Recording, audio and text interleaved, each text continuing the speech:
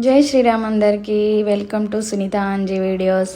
అందరూ ఎలా ఉన్నారు? మేమైతే చాలా బాగున్నాం. మీరు అందరూ బాగుండాలని మనస్ఫూర్తిగా కోరుకుంటున్నాను.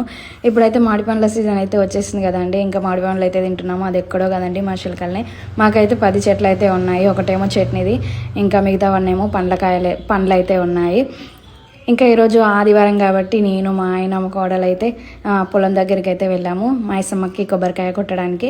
ఇంకా మా ఆయన కొబ్బరికాయ కొడుతుంటే ఇంకా మేము ఖాళీగా ఉండి ఏం చేయాలని చెప్పి నేను మా కోడలు మామిడి పండ్లను అయితే ఒక పట్టు పట్టాము.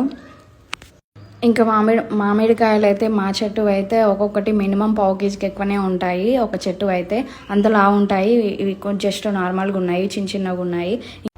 నేను తింటున్నది అయితే కొంచెం పుల్లగా ఉంది. ఇంకా వేరే చెట్లు అయితే తీయగా చక్కరేసినట్టే ఉంటాయి, అంత తీయగా ఉంటాయి పండ్లు అయితే.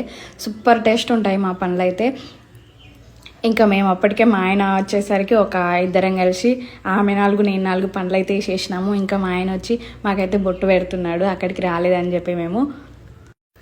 ఇంకా మా ఆయన కూడా మాతో పాటు అయితే జాయిన్ అయ్యింది. ఇంకా చేతులు కడుక్కొని వచ్చి మా ఆయన కూడా మామిడి పండ్లను ఒక పట్టు అయితే పడుతున్నాడు. ఇంకా నిన్న నైట్ ఫుల్ గాలివాన అయితే వచ్చింది కాబట్టి పండ్లన్నీ కాయలన్నీ రాలిపోయినాయి. చెట్టు అయితే ఏదైనా మన దగ్గర ఉన్నప్పుడు వాటి విలువ తెలియదు, మన దగ్గర లేనప్పుడు వాటి విలువ ఖచ్చితంగా తెలుస్తుంది. ఏ వస్తువైనా సరే, అది మనిషి అయినా సరే. మళ్ళీ గాలి వస్తుంటే రాలుతున్నాయని చెప్పేసి మా కోడలు అయితే మళ్ళీ చూడడానికి అయితే వెళ్తుంది పండ్లు. మళ్ళీ వెతుక్కొని తీసుకొని వచ్చి నాకొకటి తనొకటి తీసుకొని, అలాగే మా ఆయన కూడా ఒకటి తీసుకొని తింటున్నాడు.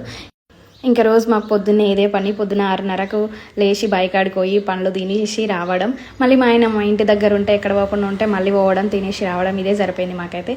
ఇంకా బాయ్ ఫ్రెండ్స్ అందరికీ. నా వీడియో కనుక మీకు నచ్చినట్టయితే లైక్ చేయండి, షేర్ చేయండి, ప్లీజ్ సబ్స్క్రైబ్ చేసుకోండి.